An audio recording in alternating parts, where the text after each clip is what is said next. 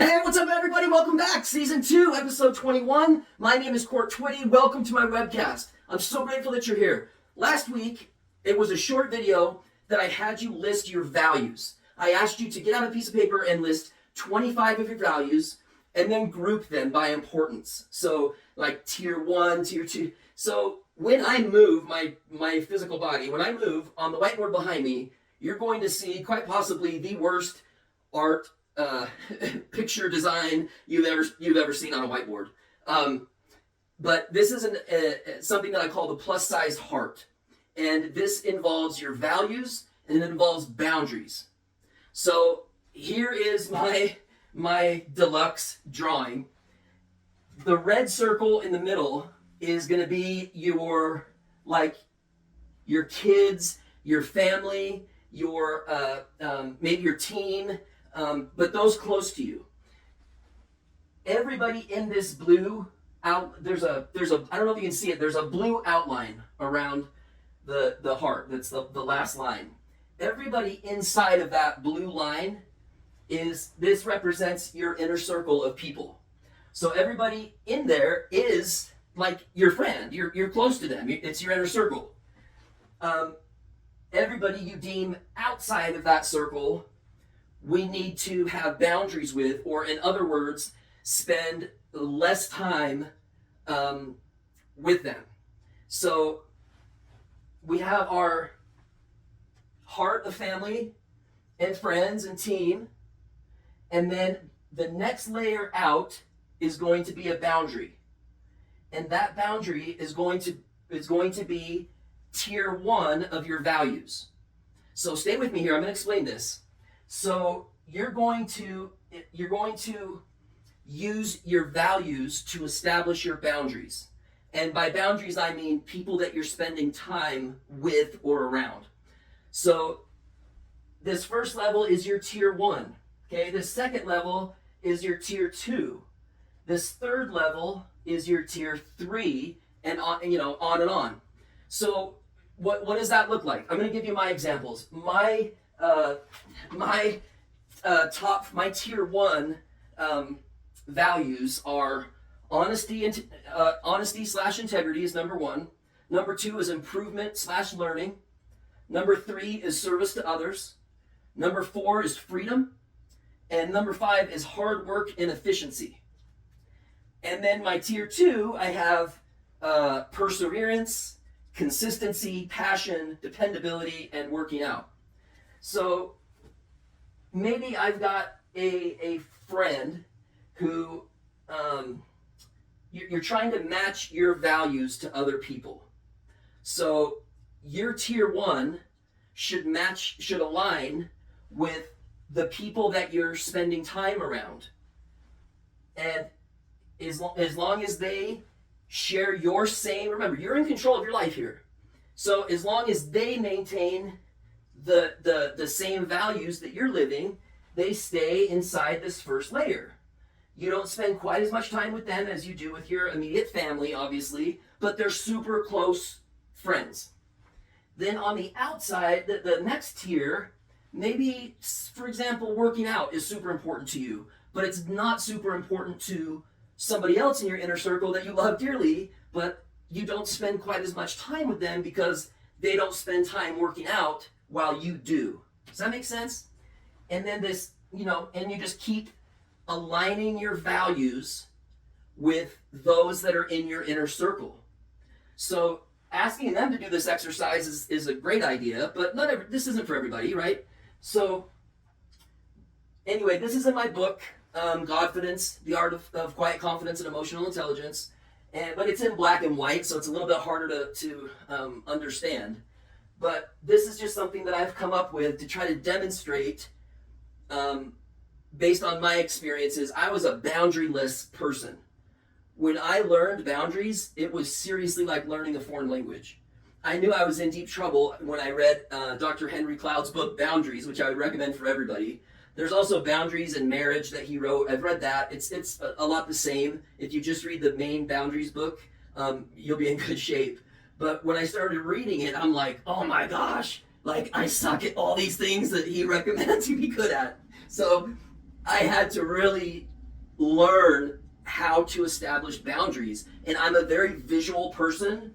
So I one night was up late designing and creating some other stuff while I was writing my book, and I came up with the plus-sized heart. So I hope it makes a little bit of sense. And when we're talking boundaries, we're not talking like I don't have to be a jerk to somebody to establish a boundary. Just a stop sign, a marker. Like if we owned land, we would mark it with no trespassing. We don't want you to come in here. It's the same with our heart. We have to protect ourselves from toxic people. We have to spend as much time as we can with those people who have a match of values to us or similar values to us. Because that's what keeps us improving. That's what keeps us accountable. That's what keeps us happy. Because we're around people that we love and that we just cherish so much. Okay? So I hope that makes sense. And I'm going to turn over the board here. There's a call coming through that may actually be my daughter, so I can answer it while I'm on the phone. Okay, so taking the call turned me off. And of course it wasn't my daughter, it was just the school calling me. I don't know why they needed to call me 8 times in a row for a digital recording saying my daughter was marked absent today. Like, no kidding, I know that. So plus-sized heart, I hope that all makes sense to you, and I hope that maybe some part of the visual helps. But this is a really, by knowing our values, we gain self-awareness. And self-awareness is as far as I can tell, based on my experiences, which are, vast, and some of them are horrible, and some of them I had no business living through, and I have a lot of rocky experience, and that's why I wrote a book. But I think I'm pretty close to, I'm not a therapist, I'm not a doctor. There are people that are much better educated in this stuff, but in my humble opinion, there are few that have actually experienced the subjects that they're talking about. Like, I sucked at boundaries, and this is one of the ways that I learned how to have better boundaries and how to protect my heart from toxic people. But by listing my values, I gained self-awareness. And the importance of self-awareness in emotional intelligence or mental health is one of the key, and based on my experience, the number one key that you need to have a happy life, to have emotional intelligence, which, by the way, is becoming more and more important. I'm all for AI.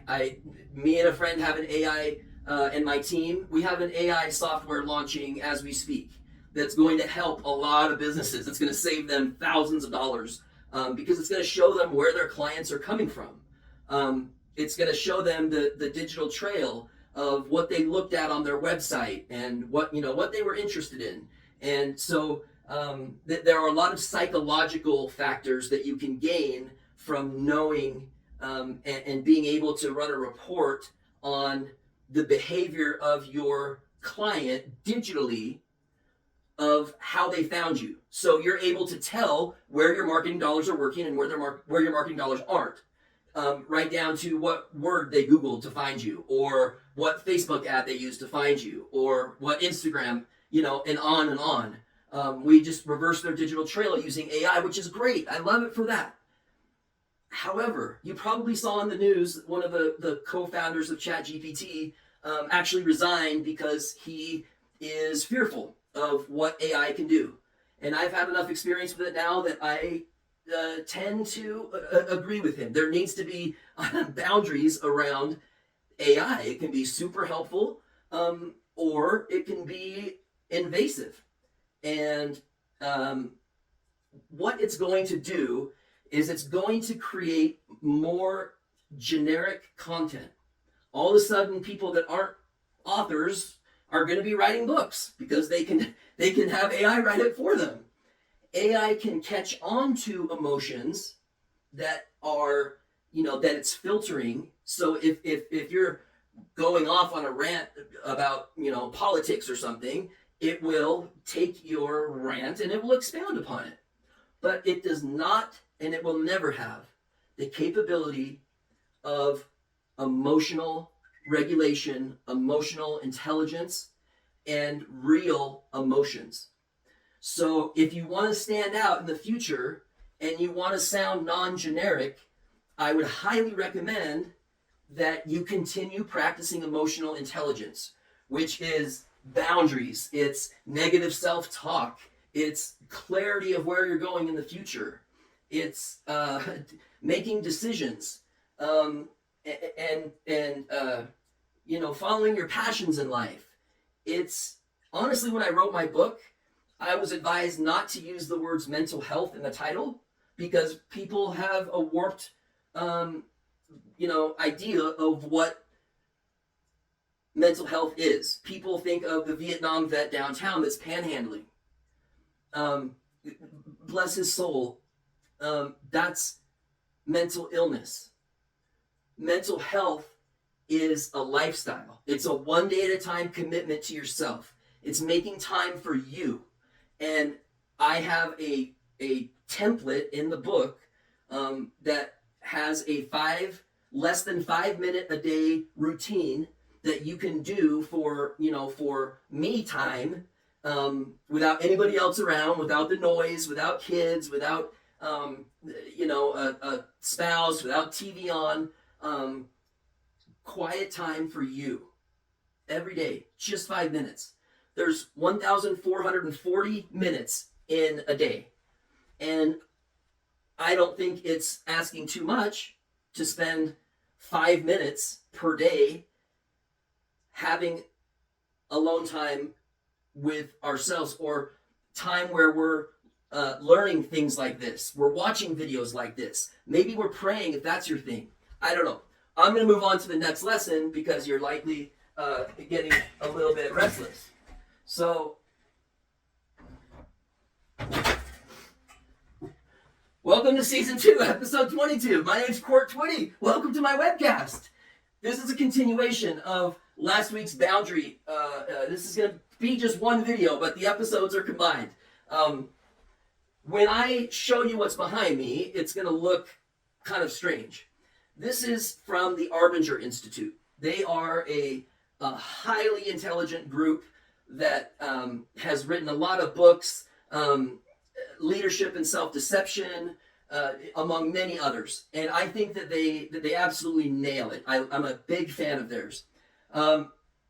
Ironically, we live in the same city and we've never met, which needs to happen. If anybody from Arbinger is watching, let's make that happen. Let's go to lunch. I have some other thoughts that are continuations of your own. So the credit on this goes to the Arbinger Institute, but I started implementing this for hiring purposes. So being in business for myself, hiring other people to come on board, I'm extremely stingy about those that I work with. I'm looking for specific traits, okay? So I'm gonna walk you through this. So the Arbinger compass, we've got north, south, east, and west. Okay, on the north siders, they have high amounts of skill and they have high amounts of care, meaning they're vested in your mission. So they're highly skilled and they care a ton about succeeding. On the south side, you've got low skill and low care. These are people that are just hard to be around. It's hard to even work in the same office with them because they're just miserable people. They're like Debbie Downer 24/7. And you sort of question, maybe at work you question, why in the hell did they hire that guy? It's pretty easy to spot. They're just interested in what's in it for them, and they're not interested in helping reach company goals and stuff like that.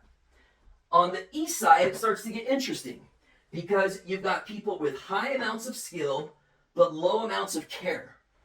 So these are people that are a little bit arrogant, that are highly skilled, and they know it. they've got all the answers already, so they just want to be put to work so they can, start using their skill. But they're not good teammates. They're not typically. You can fall into a trap as an employer and hire these people. And what typically happens is that the Debbie Downers going south, typically in a work environment, will take the eastbounders with them. And the eastbounders will become southbounders. So they end up, just not paying any attention to the amount of skill. They stop learning, so they get lapped or surpassed by people that are learning new skills. And in a modern case, it may look like, I don't need AI. AI's stupid. I'm highly skilled. I don't need that. But there's other people saying, well, let me take a look at that because I might be able to allow that to enhance my own abilities. So those are the eastbounders. Now I want to introduce you to the westbounders. I'm going to pivot here a little bit. So the westbounders have low skill, meaning they haven't done, they don't have any skills in your precise business. When I started a fintech company, there were people that were involved that didn't have fintech experience. Obviously, fintech was a new thing. None of us really had fintech experience. But we had high amounts of care. We were vested in the mission. And these people, skill can be taught. A poor attitude can't be overcome. So these people, the westbounders, I will hire all day long. Because what typically happens in a good leadership structure, a good company with good leadership, will find good mentors for these people. They'll teach them the skills that they need to learn, and they naturally gravitate up or toward the northbound section. They end up becoming northbounders because they end up with high skill and they've cared all along. So those are the people that I actually look for. And I found in my own team, I didn't really care about their skill level because they cared so much about what I was doing and following me and listening to me and learning from me. And I don't have all the answers, but in this particular scenario, I was their leader. I was the person that needed to supply them with the skills that they needed to be successful. I needed to put them in a position to be successful. And so I will hire those people all day long. I will personally mentor them to make sure that they become northbounders. And we end up with a high functioning team. A team that frankly can take on a workload of, what two people could do in a day. One person can do in a day on our team. We play to each other's strengths and we set everybody up for success. We don't bring anybody on that's not a good fit.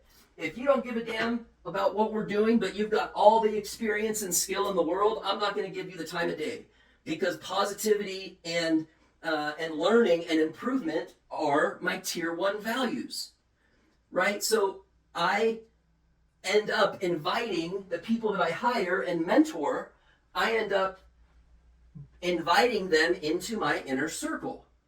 From there, I assess how closely our values align.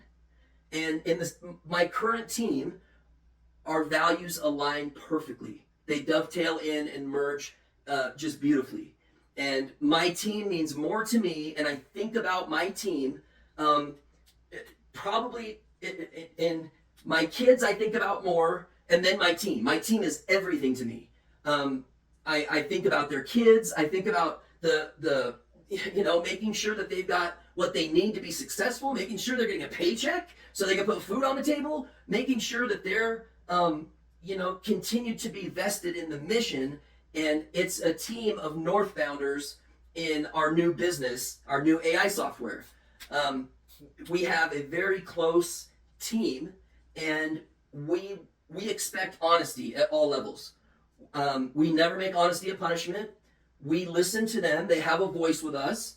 We listen to their feedback, and we implement not all of their feedback, but some of it, because it's really good. They come up with ideas that lack the capability to come up with on my own, because they see life a little bit differently, and I value their opinion. And thus, I spend a lot of time with them. When I travel to go see them, I don't stay in a hotel. I stay with them and their families. It probably drives their wives nuts, but I have nothing to hide. I'm authentic to them. They're authentic to me. They get to see me grouchy first thing in the morning, like, leave me alone for a little bit. They get to see my flaws as their leader. They get to know the guy that they're fighting for, the guy that they're in the trenches with, right? So, although I use this for hiring people, there's a big boundary component to this that can be learned if you look for it. There's also a big personality sort of assessment. And so during interviews, I ask them questions that are in line with this. I ask them what their values are. If they don't know what their values are, sorry. But, if you're one of the few that actually did the assignment and 2 weeks ago and listed your values, you have gained more self-awareness and more emotional intelligence than most people do in a year. Most people don't take the time to sit down and list their values. And if they were smart, if they wanted to be more valuable in the marketplace, they would do that, because AI can pretty much do everything else. So emotional intelligence, now, just since I started talking about it, like last year, it's become, 1,000 times more important than it was even a year ago with the advances in technology. We have to adapt. We have to constantly be learning and improving. If we don't adapt, we die, right? So as business leaders, we have to adapt. As people, we have to adapt. As fathers and mothers, we have to adapt. As grandparents, we have to adapt. As friends, we have to adapt. But the key to getting to happiness and wealth is keeping people around you that you share the most value with. You guys share the same value system. Whether it's employees, whether it's maybe extended family, whether it's just friends from the gym, or friends from your church, or all of the above. You start when you don't align values, then things like resentment start to creep in. Things like not meeting expectations start to fill in. It can slowly and subtly bring in toxicity to your world, and you don't want that. You want a world that's happy, that's peaceful, that you feel good about, that you lay your head down at night knowing that you gave the world a little bit more than you took from the world. And if you wrong somebody or you piss somebody off that day, shoot them a text or give them a call before you go to bed and make it right. Don't let those things fester. It'll just eat you up inside, and resentments are like drinking poison and expect. You don't want resentments. So, guys, I've talked long enough. I am supremely grateful that you're watching, if you're still watching at all. I hope that you are. I obviously put in a lot of work to these videos. I prepare a lot. I write on the whiteboard backwards so that it comes across clear to you. And I think about you guys. I ask for guidance for these videos. I want to be one of the few that brings value and teaches something, because it gives my past suffering purpose. And helping people, helping another human being, building leaders is the best thing in the world for me. I don't give a damn about money, believe it or not. I couldn't care less. I care about people. I care about building leaders. And that's what I do. And I get an extraordinary amount of peace and pleasure that comes along with building another person, from a westbounder to a northbounder. People that are teachable, people that are coachable. I look for those people. And I've talked long enough. Thank you so much again for watching. you will really enjoy episode 24. It's about time and how precious time is to us. So I hope that you'll continue to watch these videos week after week. They won't all be as long as this one's been. I was asked by a specific person to give an extended training to be shown on YouTube. So that's what I've done. And I hope that you guys have enjoyed it. I've enjoyed sharing these things with you. And if you guys have any questions or need clarification on anything that I've talked about, please shoot me an email, shoot me a DM. These videos, I'm not sure if this one will. This was specific for YouTube, but all of my other videos, I get them on every other platform. So whatever your personal preference of platform is, you can find my weekly videos there. And I just adore you for watching. Thank you so much. Your time is valuable. I know that. I try to bring value to the time that you invest in yourself when you're watching these videos. Thank you so much. I love you guys. We'll talk soon. Bye-bye.